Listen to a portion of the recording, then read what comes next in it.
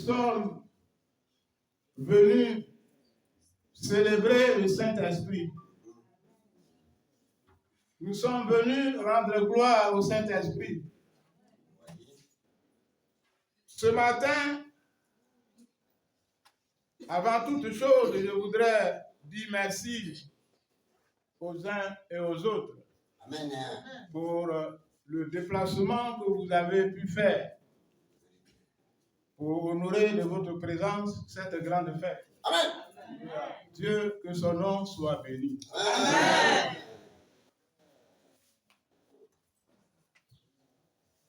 Il s'agit de la grande fête du Saint-Esprit. On appelle aussi l'Esprit consolateur. Jésus-Christ, ayant vécu au milieu de nous, il nous a enseigné, il nous a guidés, il nous a montré son Père. Mais avant de quitter ce monde, il va nous faire une promesse et il va nous dire, si je ne m'en vais pas, l'Esprit consolateur ne viendra pas. Donc, il est très important que je m'en aille pour que le Saint-Esprit vienne. C'est ainsi que Jésus est parti. Mais ce matin, on nous propose 2 textes, comme tous les dimanches d'ailleurs. Nous avons le premier texte dans le livre de Deutéronome 19, 1 à 20, et le second dans le livre des Actes des Apôtres, Acte 2, 1 à 21. Dieu, que son nom soit béni. Amen. Ce matin, il s'agit des enfants d'Israël qui étaient en captivité en Égypte.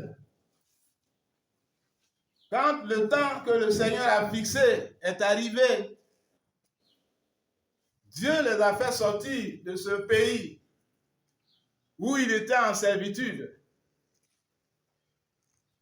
Nous avons eu la prédication de dimanche passé où le Seigneur dénonçait l'incrédulité des enfants d'Israël, où le Seigneur leur a montré la voie à suivre. Parce que c'est cette voie-là qui était la meilleure. Sur cette voie-là, certainement, elle est la plus longue. Le danger sur ce chemin-là. Mais les enfants ont préféré la voie la plus courte et ils ont eu des problèmes. Mais enfin, ils sont arrivés au monde. Ce matin, Dieu leur ayant dit, je vais vous parler sur le mont Sinaï, sanctifiez-vous pendant 3 jours. Et je descendrai sur la montagne de Sinaï pour vous parler, pour qu'on signe une alliance qui pourra vous délivrer des péchés. Alléluia. Alléluia. Alléluia. Alléluia. Alléluia. En un mot, Dieu veut faire avec nous une alliance pour faire de nous un peuple de Dieu, un peuple qui lui soit acquis pour quitter les choses éphémères et périssables de ce monde.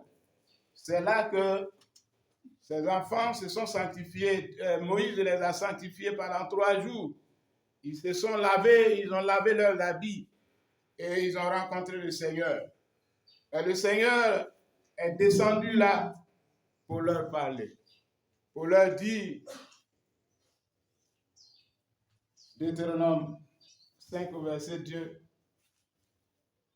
je demande à un frère où le Seigneur signe une alliance avec nous, une nouvelle alliance avec nous. pour que nous soyons les enfants, nous soyons des prêtres, des sacrificateurs. C'est pour cela que le Seigneur a appelé ses enfants sur le mont Sinaï. Et un peuple saint qui lui soit agréable. Parce que Dieu n'est pas content si, à cause de notre incrédulité, nous partons en captivité. Nous partons dans des lieux où lui-même, sa force, sa sanctification n'est pas avec nous. Alors ce matin, bien-aimés,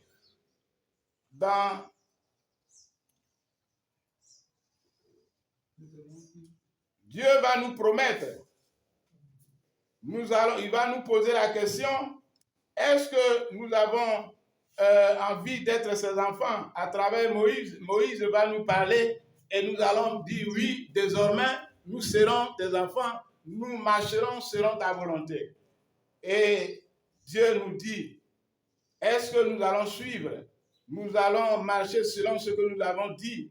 Cette alliance que nous venons de serrer avec lui, est-ce que nous la respecterons? Et nous avons dit oui. Alléluia. Alléluia. C'est pour cela que le Seigneur nous dit dans 1 Pierre 2, verset 9, maintenant, vous n'êtes plus les enfants du péché, mais au contraire,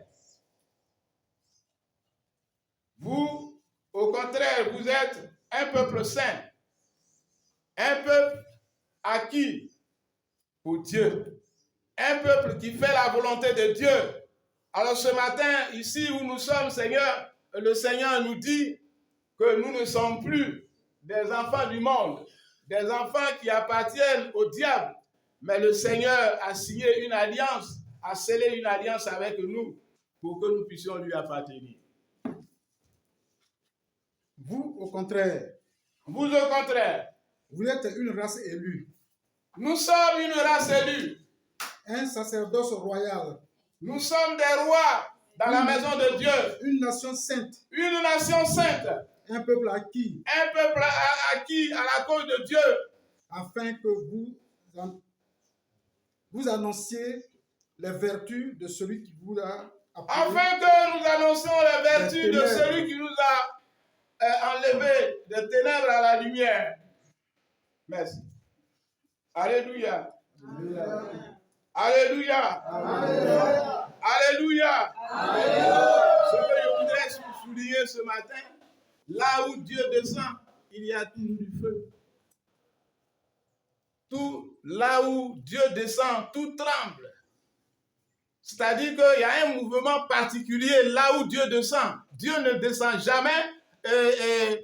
Dieu ne descend jamais là où, comment on appelle, quelque chose ne bouge pas. Là où Dieu descend toujours, quelque chose doit bouger, quelque chose doit trembler, quelque chose doit parler, quelque chose doit s'exprimer en ce lieu-là. C'est ainsi que la montagne de Sinaï a été secouée. Il y a eu la fumée, il y a eu du feu, il y a eu beaucoup de choses. Ça, c'était le Saint-Esprit au temps de l'Ancien Testament. Parce que dans l'Ancien Testament, bien-aimé, le Saint-Esprit était donné provisoirement aux enfants de Dieu. Cet esprit ne résidait pas sur les enfants de Dieu toujours, mais c'était pour faire accomplir une mission de Dieu, faire quelque chose que Dieu a demandé en ce moment-là. Il te oint d'un esprit qui pourra t'aider à faire ce travail-là. Que ce soit un travail, ça peut être la maçonnerie, parce qu'avant, eux, ils faisaient des travaux, ils construisaient des maisons, ils construisaient les temples de Dieu. Tout ça, il leur donnait l'intelligence pour qu'ils puissent faire la volonté de Dieu. Mais après ça, cet esprit leur est retiré.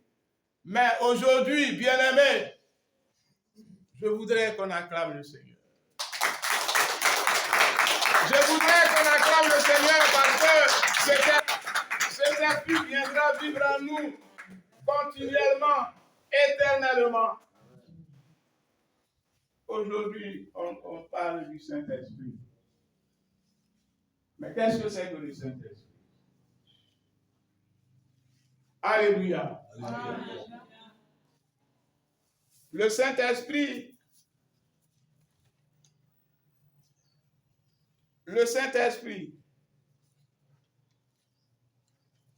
est la troisième personne de la Trinité. Le Père, le Fils et le Saint-Esprit. Ils ont les mêmes attributs, ils ont les mêmes puissances. On nous parlera du Dieu de gloire. On nous parlera de l'Esprit de gloire. On nous parlera de l'Esprit du Seigneur. Alléluia. Alléluia. La Bible nous dit que le Père, le Fils et le Saint-Esprit ont les mêmes forces et les mêmes puissances. Mais aujourd'hui, jour du Saint-Esprit, nous allons un peu parler du Saint-Esprit. C'est la troisième personne de la Trinité, je l'ai dit tout tantôt.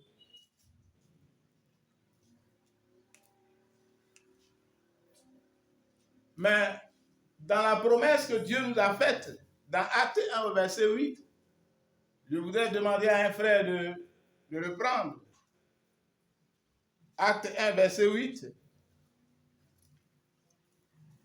Par rapport à la promesse de Dieu, cette promesse, quand elle s'accomplit, qu'est-ce qu'elle nous donne? Qu'est-ce qu'elle fait? Mais vous recevrez une puissance, le Saint-Esprit survenant sur vous. Le Saint-Esprit survenant sur nous. Et vous serez mes témoins à Jérusalem. Le Saint-Esprit vient pour que nous soyons les témoins de Dieu. Dans toute la Judée. Oui. Dans la Samarie. Oui, partout dans le monde. Et jusqu'aux éternités. Jusqu'aux extrémités de la terre. Merci. Mais quand on prend Matthieu 28, du 9, comme tu es le seul, prépare-toi. Matthieu 28, verset du 9. Soit fait au nom du Père, du Fils et du Saint-Esprit. Allez, oui. Allez, faites de toutes les nations. Faites de toutes les nations. Les disciples. Les disciples. Les baptisants. Les baptisants. Les baptisants au nom du Père. Au nom du Père. Du Fils. Au nom du Fils. Et du Saint-Esprit. Au nom du Saint-Esprit. Mais dans 2 Corinthiens 13, nous verrons aussi que la bénédiction est donnée de la part de 3 personnes. La grâce du Fils, l'amour du Père, la communication, la communion des saints. Et la grâce du Seigneur Jésus-Christ. Que la grâce du Seigneur Jésus-Christ. L'amour de Dieu et la communication du Saint-Esprit soient avec vous. Amen. Alléluia. Alléluia. Alléluia. Alléluia. Alléluia. Alléluia. Que le nom du Seigneur soit béni. Amen. Mais le Saint-Esprit, on dit qu'il est éternel. C'est-à-dire, il ne meurt pas, il ne finit pas. Le Saint-Esprit est toujours là. C'est-à-dire qu'il a les mêmes forces, les mêmes puissances que Dieu, le Créateur. Jésus-Christ est notre Seigneur et le Saint-Esprit est la même chose que les 2 précédents. Donc, il fait le même travail. La Bible dit que le Saint-Esprit est éternel, omniscient, omnipotent, omniprésent. Il est sage, etc.